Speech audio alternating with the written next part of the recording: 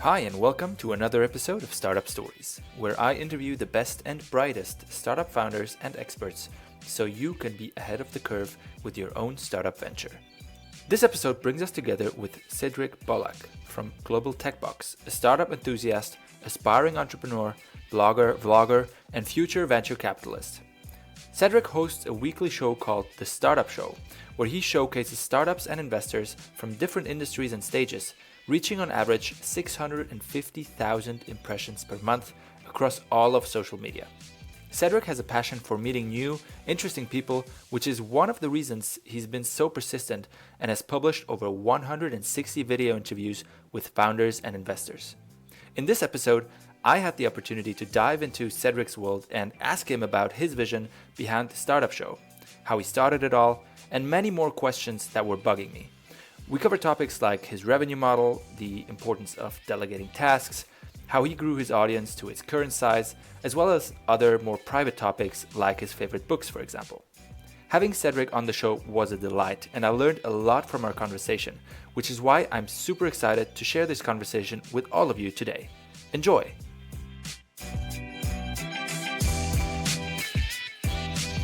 So, I guess we can start? Yes. If you're ready?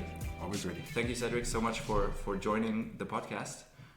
I've been watching you online for a while. Thank you so much. I You're appreciate very it. active, and I see your content everywhere, and it's really inspiring because you got different pieces of content. You got interviews, you got motivational quotes, different pieces of content, and I want our listeners to know who you are and what you do. So maybe we can start with that. Sure.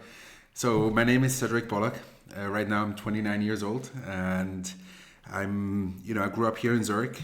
Then after I finished my high school, I moved to Israel. I lived there.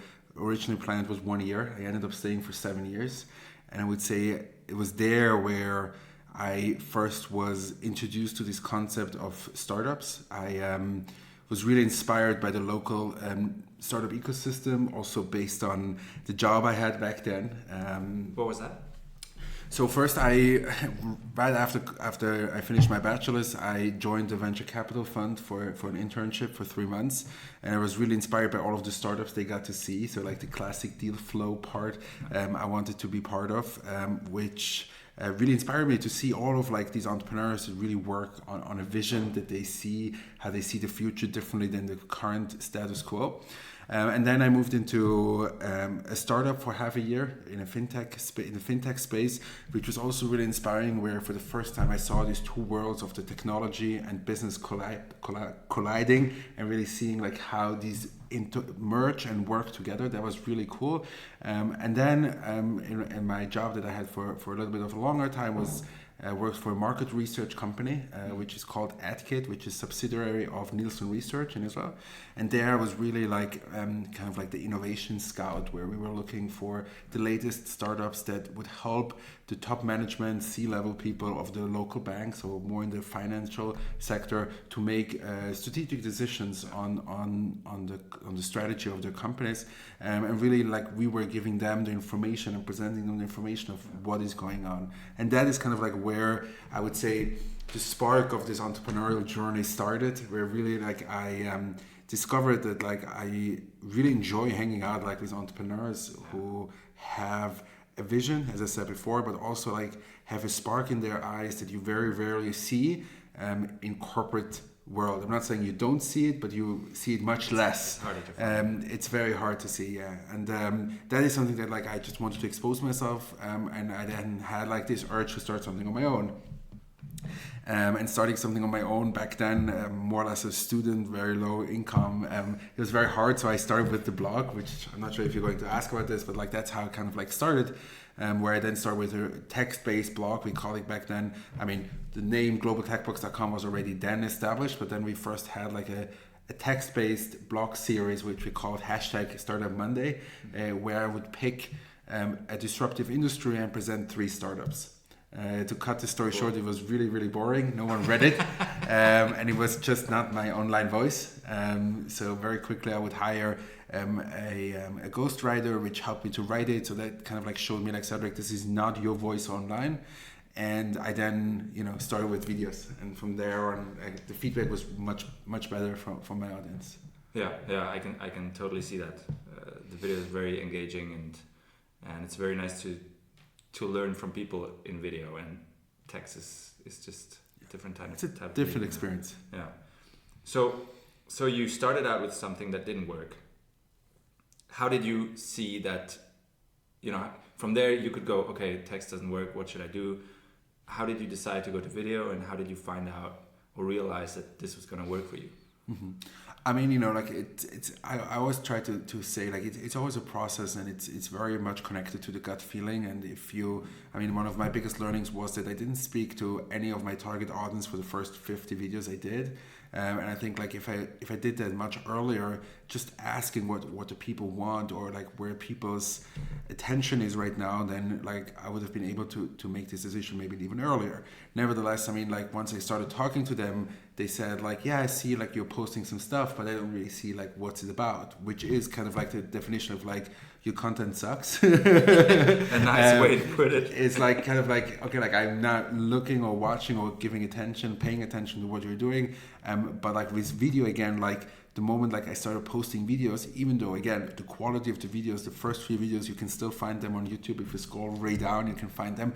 Like, the production sucked. Like, it was really, really bad. But like the feedback that I got from the people was like, oh wow, I saw you met like this interesting person. Like, I couldn't hear what you were saying, or the context or the insights of like what you were talking was not understandable and didn't make any sense. But like, at least people were engaging with me, whether that was online and even more so offline. When you meet these people, you just really pretty quickly get the sense that like you're having an impact, and that is like what I was looking for. I wanted to have an impact on the entrepreneurs. Yeah. So we're jumping around in my questions here a little bit, but you just mentioned your target audience. You didn't talk to them. Who was your target audience for the content? Yeah. So, for me, we have always the side of the entrepreneurs and we have the side of the investors. So like for the actual recording, we always try to provide as much value as possible to the entrepreneurs. We try to really maximize their time we have with them, minimizing the amount of time we need. So like, we don't spend the whole day in their offices trying to get like a little piece of content. We really spend about 60 minutes with them to keep it as short as possible, and making sure that we get as much content as possible for our channels. On the other side, like once we have the videos produced, we try to serve the investors, so venture capitalists, early stage investors, private investors, angel investors, all the people who are considering investing in early stage startups. And I did about, I would say, 50 off the record interviews with investors, asking them, hey, I'm conducting these videos anyway, so you might as well tell me like what should I be talking in these videos. And that seemed to really resonate with them, and many people gave me very good insights. And what happened after about 30 interviews, I realized, okay, like the questions that the investors are asking the startups in an early due diligence process are kept repeating themselves. So like, they always want to know who is the founder, who is the team, was this their idea, do they actually have the expertise, how do they get to a $1 billion valuation? So like, those are all of the questions that kept repeating itself. So this we incorporated then into our videos in a kind of like a feedback loop. So we try to really consistently adjust to the investors and what their needs are. Right. So you would do a low-level due diligence with Absolutely. your videos. Absolutely. Like one of the key things that like all of the investors are saying is the first stages of an investment is always about like, do you have the right gut feeling? Do you feel close to the founder? Do you feel like you can help them? Like, obviously it's a financial decision, and I understand that like long term you have to make a 20, 30x return on your money, but bottom line is, in the early stages you have no numbers to rely on, and all the startups have hockey sticks charts, so like it's not going to help you. And like a video, I think in the way we can produce videos these days, which is fairly simple and cheap, I think it's a very simple way to add this layer of confidence to the decision of the investor. Watching these videos, maybe even before first meeting, maybe after, but like in the early stage of a company. Right. And do they also, these videos work a little bit as a scouting mechanism? So they maybe find out about startups that they didn't know before? Yeah, absolutely. That is part of my vision.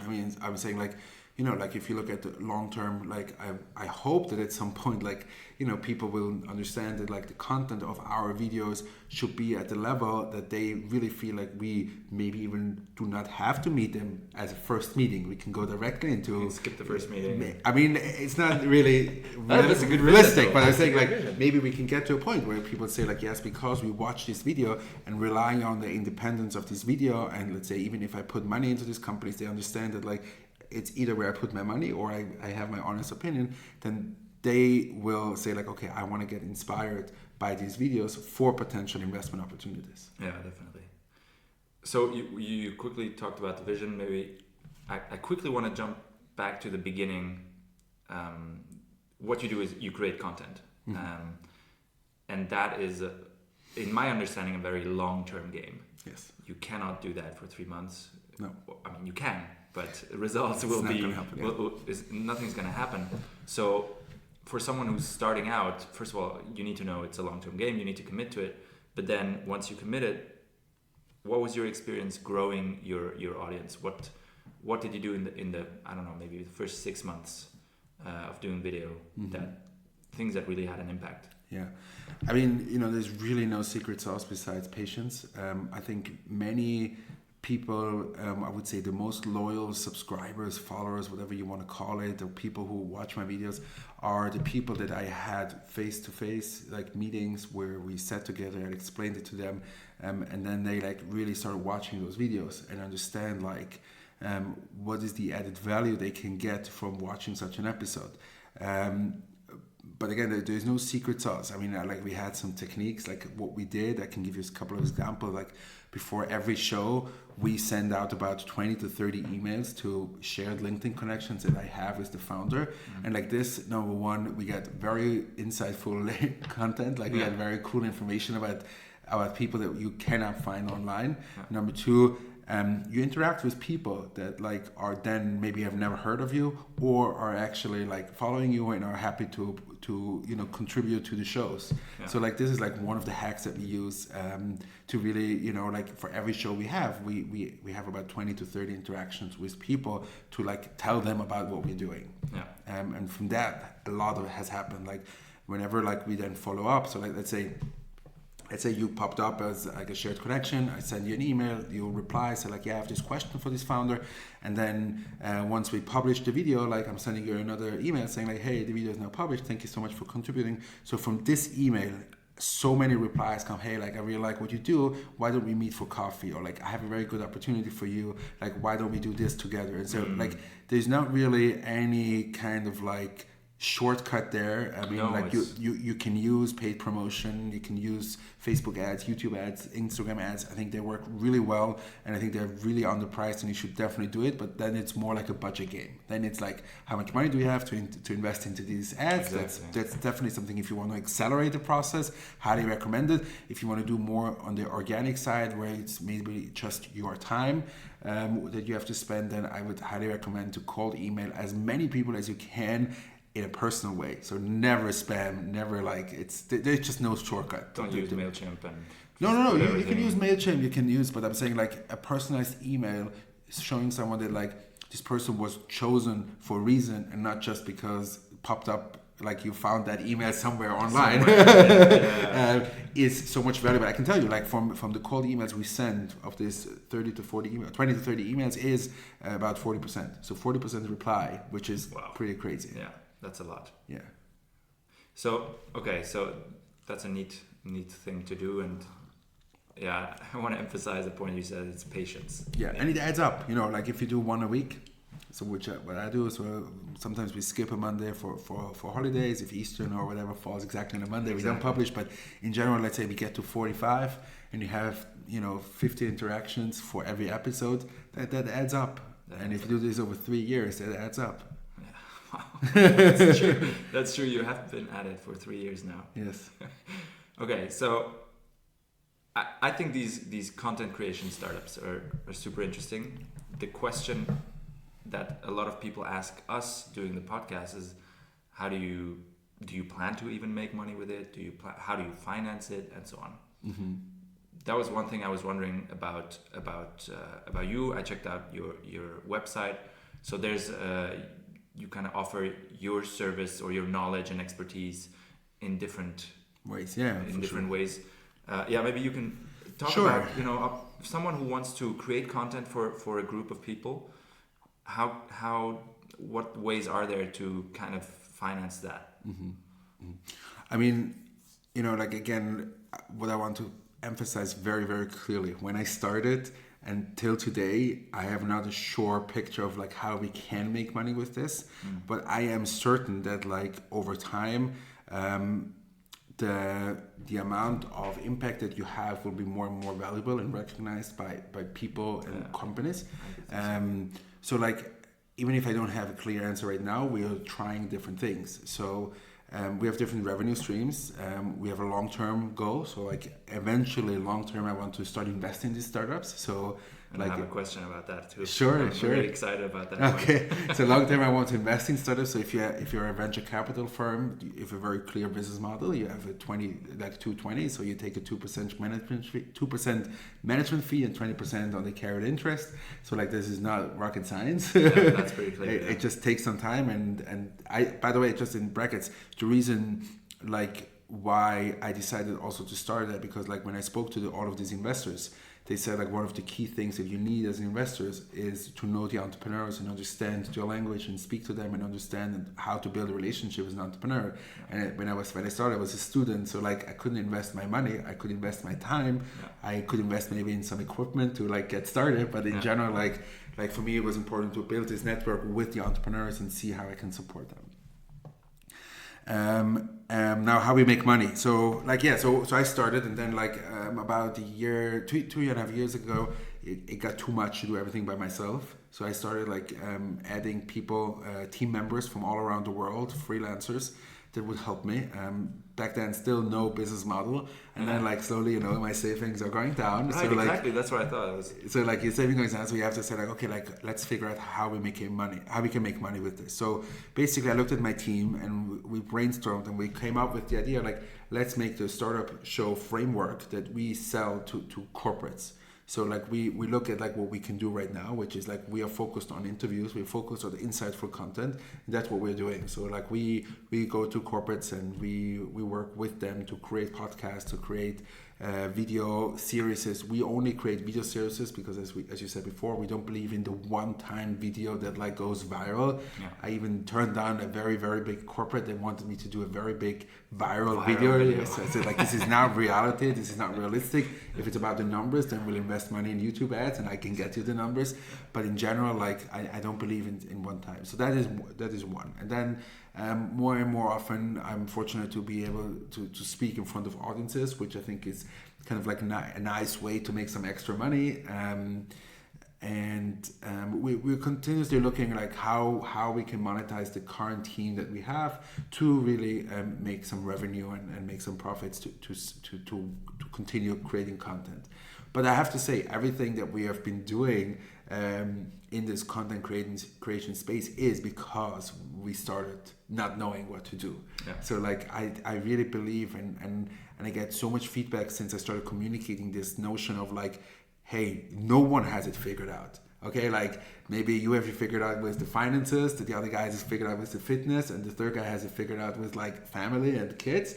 But there's not one person who has it all figured out. No. So that is so that resonates. It seems to me that many people resonate with that statement that it just no one has it figured out in everything. And even if it looks fancy what I do on Instagram and people like my pictures, I still have areas in my life that I've not figured out, and maybe mine is finances. Yours is finances. No, I think we can always make more money. Yeah. Money is there's no limit how much money you can make. The question is if you're happy with the amount you have. So money is definitely something of the things that could be better. If I see the other alumnus from University of St. Gallen who work for big corporates such as UBS and Credit Suisse, they make much more money. Yeah. Maybe 3 or 4 times what I make. Yeah.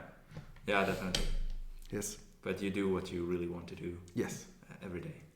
So that's for me definitely the important thing. So you talk about your team, and you also, well, we wrote emails before, and you talked about delegating and how important it is. How big is your team, and how would you say one could build a team like that and delegate well? Sure. I mean, it's a process. Look, I highly recommend, if you are in the beginning, to do everything by yourself. Once you start like realizing like where you're very good at and where you're very bad at, start delegating the things that you're bad at. I always say, like, in the beginning I did everything, then I did what I was good at and what I liked, and now I'm only doing what I'm really good at and what I really like.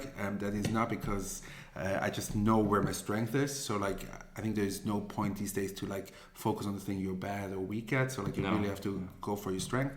Nevertheless, like, I would say, like, today with the new type of work where you have a global talent pool where you can access talent, and I'm saying human being who can work on your project, is unlimited. Like, for every job post, and we can talk about like how I find people, but in general, for every job opening that I have between 30 to 50 people who apply, in all various price ranges. So it really, like, you can always find something that like can help you.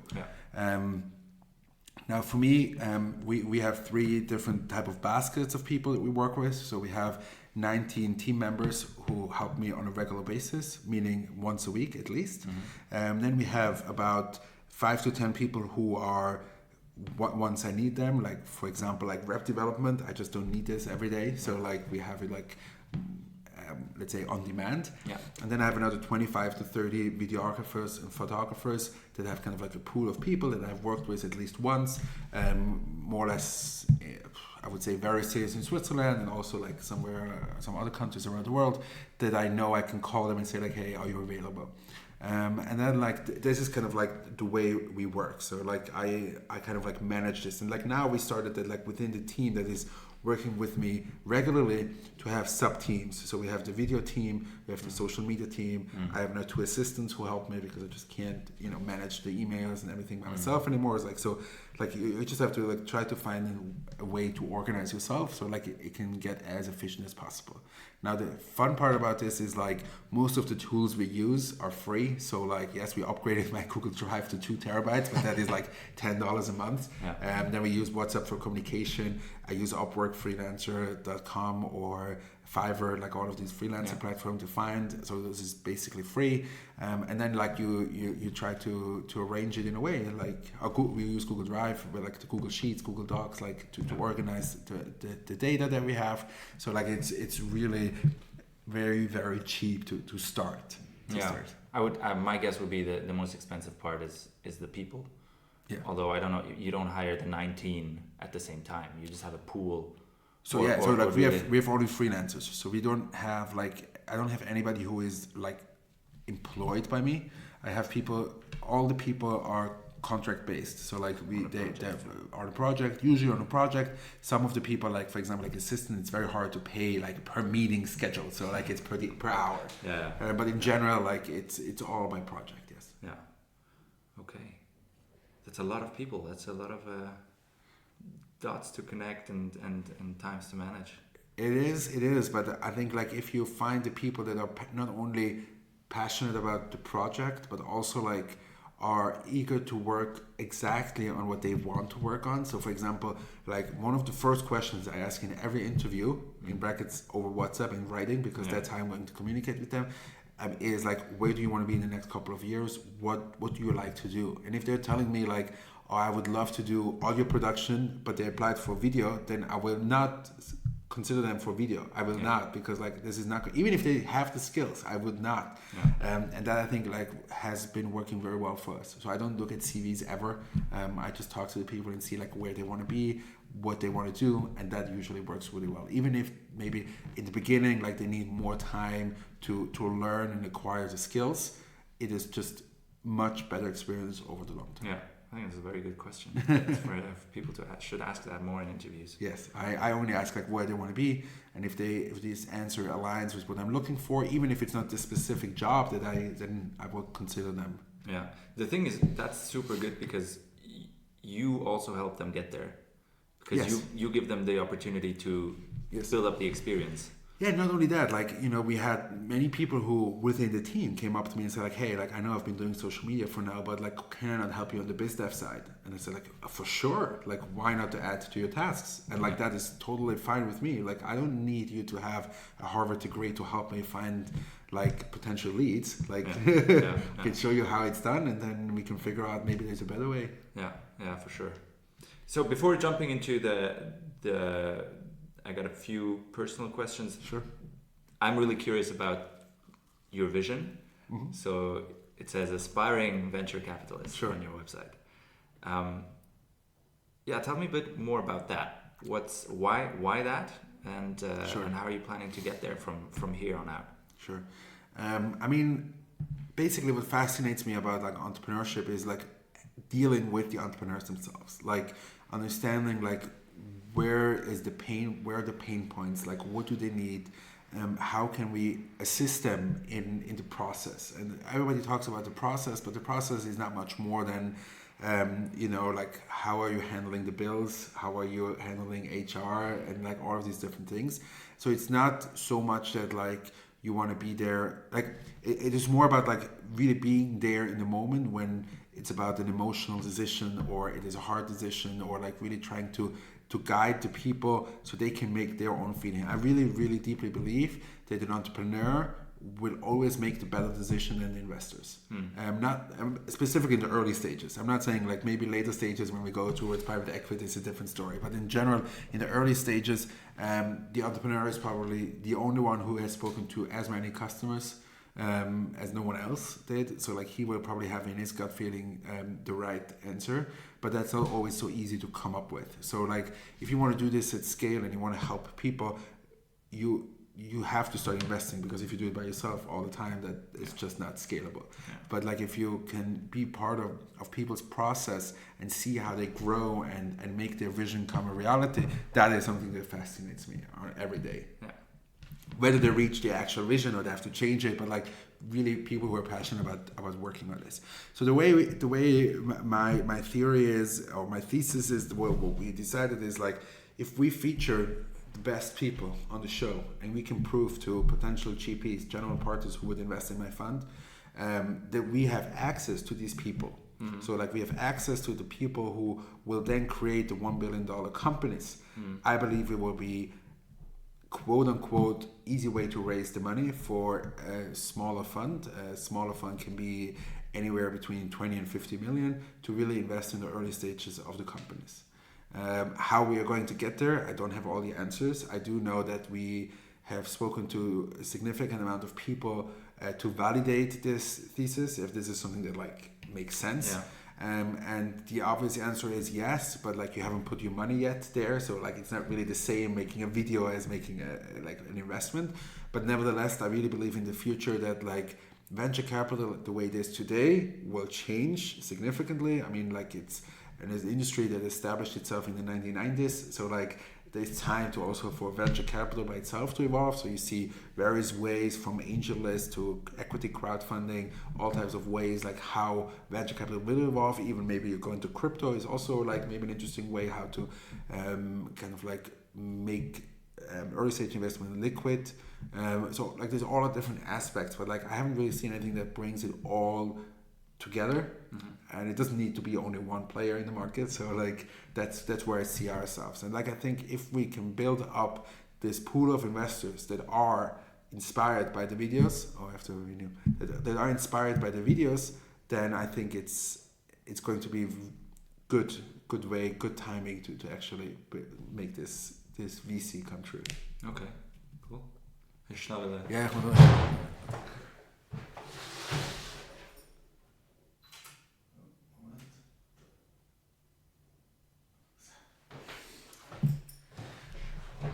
So like right now we are looking for the right partners. There are people like I always say like this in entrepreneurship. You have to understand like where your innovation is.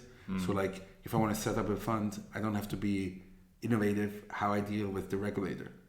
So like there are people who do set up funds every day and they know how to do it. So like we are now looking for the right partners. We have identified a few people that are interested, but again it's in the very early stages. My goal was always like when we get to episode 300, So now we're at around 160. Depends when this is getting released, but in general, right. 160. So we have about 140 to go, which is a year and a half. So I still got time. We still got time. And we always have time. Time is in our hands right now. Yeah, that's true. I think that's a very, very inspiring vision. I'm excited to see what kind of fund you'll we'll build. see if it works. I mean, I don't know. Yeah, it's funny because we started out with a similar goal to help or to get more people into entrepreneurship and kind of help them along the way. And of course, a fund is one solution at some point in the future.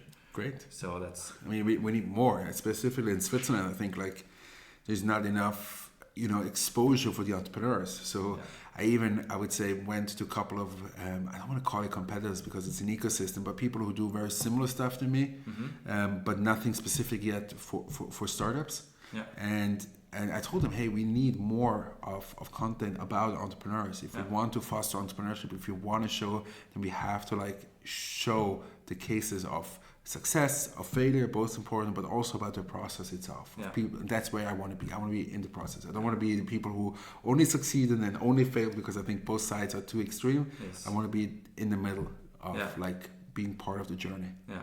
Yeah, and it opens up this black box of entrepreneurship.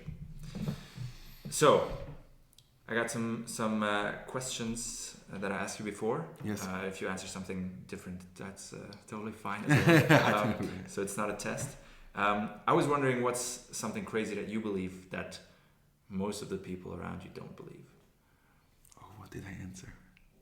It's not a test. You can also just answer. No, but I even know it was good. But I can tell you. I got it right here.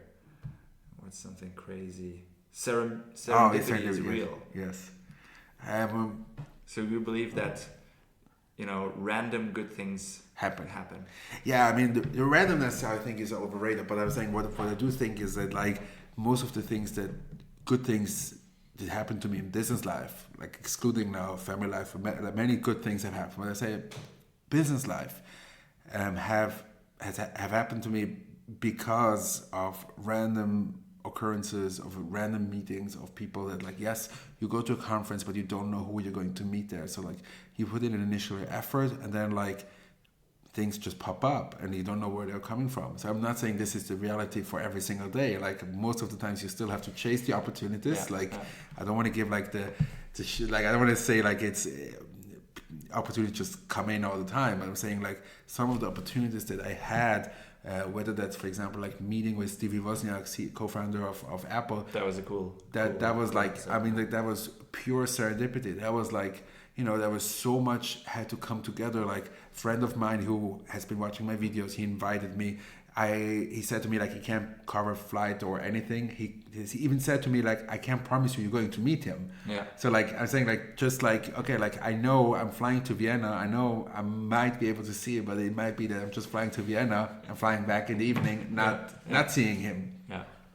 And then being there in the right moment and Stevie Wozniak really actually saying yes. So I'm saying those are all things even though this was just a 1 minute clip out of hundreds of minutes of videos that I've done, it's just these moments that are unpredictable. And I think this is something that many people don't realize, that when you start something from passion, the rest, and again, I haven't figured it all out by myself, but the rest should be falling in place according to people who have much more life experience than I have. I believe that too. I think you put yourself in spots where those random things happen to you, though. Yes. I mean, you could have just stayed at home. Yes. In the very beginning, stopped blogging, and then these things would not have happened. But you have done around 160 episodes, so and so many minutes, and then, I mean, without your previous work, you wouldn't have, your friend wouldn't have called you and said, "This could be interesting for you." Yes. So I do believe serendipity is real. I do think, though, that you can kind of make it happen as well. You can influence it, or the amount of times it's going to happen to you, or I don't know exactly, but you can put yourself in the situation of being lucky if you put in the work. Yes. Yeah. I mean, again, lucky is maybe a different way of phrasing it. Yeah. Serendipity is just I would really say so many times you also go sometimes to the co-working place, the Cineplatz. So like when I sit there and like people come up to you and they say, hey, like I watched your videos, and I never ask how long they're watching because I can see that. But in general, like if they watch even a minute or 2 minutes of their time and they watch my videos, I always feel very, very honored if I've never met these people, and like that you are like on people's mind, even though like you might be sitting at home physically, you're on people's mind and they're like thinking of you, and like this by itself opens up opportunities. Yeah, and it's a great feeling. Yeah, it's a great feeling, and it helps a lot when your idea is validated by the market in one way or the other. Yeah, for sure. We had it a few times. We're way younger than you are, so I guess we're getting less of these situations. But we had a few times where people came up and hey, I listened to your podcast, and that's just. It's great. That feels good. Someone is listening. Yes. Oh, it's really great. I think it should never be about the numbers. I mean, no. I always quote Gary Vee. I'm sure you know him. Yeah. He has this one video. I think it was really inspirational to me, where the title is "One is bigger than zero," where he just says like, if you have a video and you have one person to watch it, it's literally one view, and that person is sending an email for a $1 million deal. Like this video was worth it. And like reality is like most of my videos have maybe, I don't know, 100 views or 120 or a couple of hundred views. It doesn't really matter, but like if you imagine how many people are actually paying attention to this for however long, that is like mind-blowing. It is mind-blowing. Just by itself. Just imagine a room full of 100 people. Yes. And they know you and listen to your content, and you influence them. You kind of help them in some way. Yeah. It's just amazing. So we talked about good things that you did. What's one thing that you did really badly? Because everyone, as you said, there's the learnings. Yeah, I mean, my learning is by far like I think I waited for way too long to speak to define my target audience, but also like to ask them and go out and not be too shy to like get a rejection and say like, hey, I don't have time for you, or like not get a reply. I always feel it's worse to not get a reply than say no, I don't have time. You know, they kind of like leave you hanging. But I think like like right now I think there's like definitely like what I recommend if you are producing videos or any type of content, produce 3 to 5 and then go out and ask. I'm not a big fan of like strategizing before you did anything, but once you have something that you can show, then it's much easier to get feedback.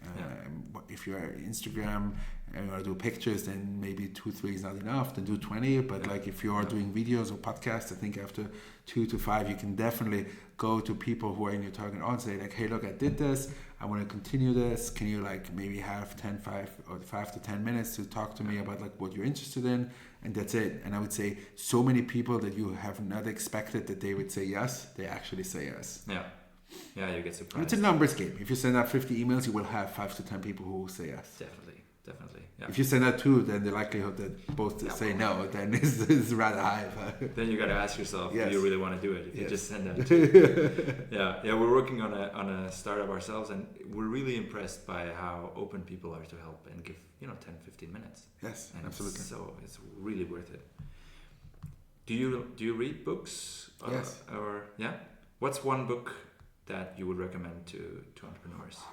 Whatever. I mean, there's the classic one, 0 to 1. That's a classic. Yeah. I just read 12 Lessons to Life.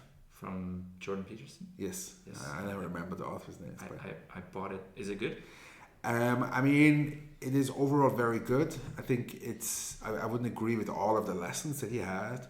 But I would say like the essence is like, keep in mind where you come from, kind of like keep in mind like what the big reality is, and like that like everybody has enough figured out, like kind of like that like is the essence. So like yes, I think it is very good. I mean, definitely worth to read. I would also recommend 21 Lessons for the 21st Century. Very, very good book about like how data is being used and how it will shape our world. Just one example is like all of like the way of algorithms and how they can predict and make our life happier based on our behavior, and what that means if Amazon can decide something for you where you deeply believe that this will make you happier, and data can adjust according to like maybe what's best for them? Question mark. Not like saying, like I'm saying, like if you know that like the last 10 times Amazon suggested what was the best for you, they might suggest you the 11th time something that is best for them. Yes.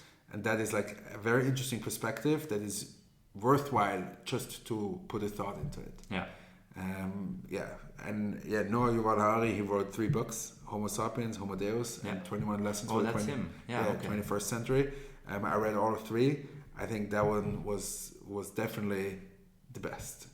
But all 3 are very good. But I'm hearing super good things about the other 2. It's very controversial. I wouldn't read it if you're like still like finding yourself in a way of like religion or like teenager age, because it does open up a lot of questions that you have after. So if you're not settled, like knowing like what you believe and where you want to go, then like it might open up too many questions. Okay, so young people, don't read this book. I'm not saying like don't read it. I'm just like be aware what you're going to read.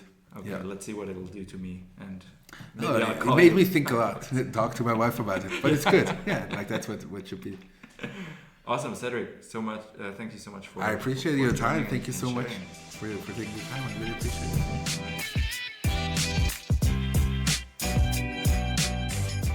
it. That was it. Thank you for listening to another episode of Startup Stories. Make sure to check out the show notes with additional links at nerdentrepreneurs.com. And if you liked our podcast, feel free to leave a review on iTunes. See you on Monday.